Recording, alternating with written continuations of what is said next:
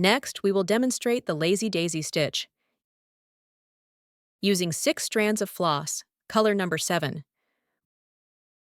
We'll start with the small design on the right. Bring the needle through at bottom. Bring the needle down next to it.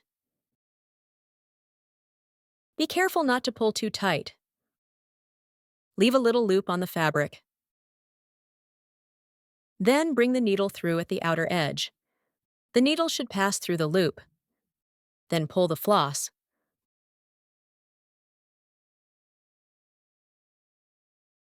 Pull the loop to match the pattern size. Then bring the needle down at the outline. Let's show it once more. Bring the needle through from bottom. Bring the needle down next to it. Don't pull the floss tight. Leave a little loop on the fabric. Bring the needle through at top.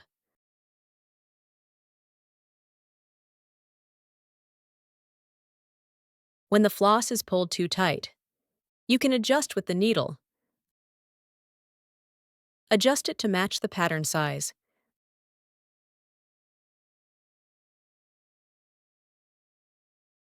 Then bring the needle down along the outline.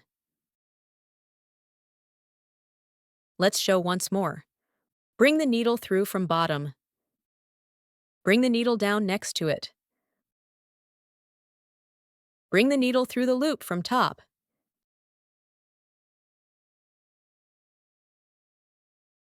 Then bring the needle down at the outline.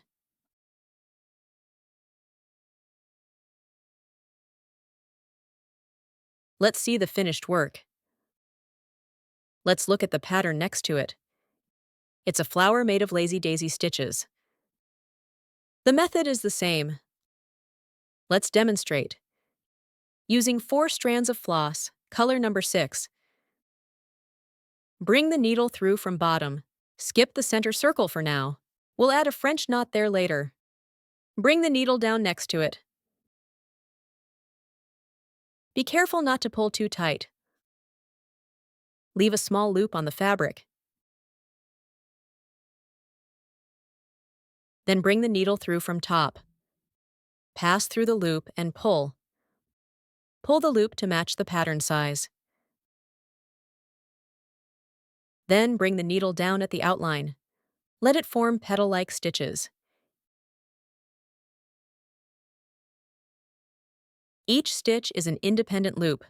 It doesn't connect with other stitches. Bring the needle down next to it. Leave a little loop on the fabric. Bring the needle through at top. Let the floss pass through the loop. Then bring the needle down at the outline.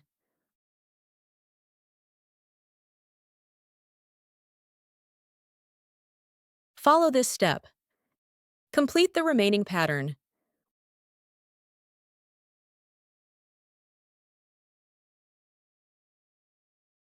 We can vary the loop size and direction to create different patterns.